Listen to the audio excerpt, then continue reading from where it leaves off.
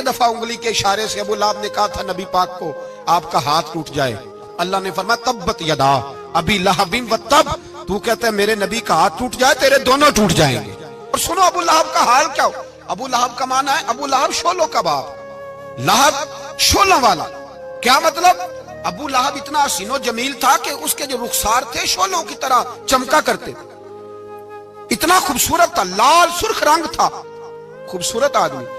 عرب میں جب غربت تھی تو اس کے گھر میں اس وقت بھی 2 اینٹیں سونے کی تھی، اتنا مالدار آدمی اور سردار تھا سارے مکے کا۔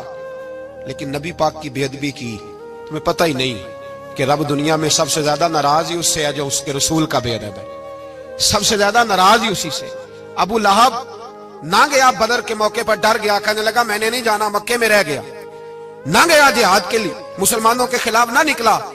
لوگوں نے بڑا اس کو لان تان کیا، لیکن کہنے لگا میرے خرچے پہ 4-5 بندے لے جاؤ، میں نہیں جاؤں گا، پیچھے رہ گیا۔ لوگ کہنے لگے بچ گیا، لیکن اس کے جسم کے اندر ایسی بیماری نکلی کہ ریشے سے بھر گیا سارا وجود، ریشے۔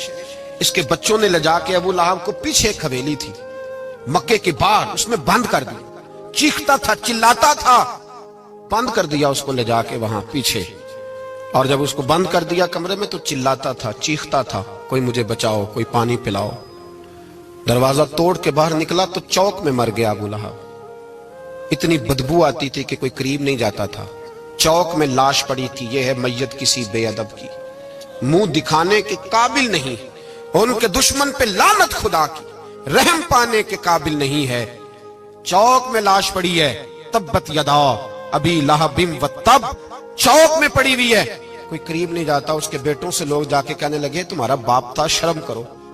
ایک ملازم کو پیسے دیے اس کے بیٹے نے، کہا گڑھا کھودو اور میرے باپ کو رسی کے ساتھ پکڑ کے اس میں پھینک دو۔ ایک گڑھا کھودا مکے کی گلی میں اور رسی کے ساتھ پکڑ کر، رسی کے ساتھ باندھ کر اس کی ٹانگ کو گھسیٹ کر اس گڑھے میں ڈال دیا، اوپر سے مٹی ڈال دی، بدبو کا وہ ڈھیر بند کر دیا۔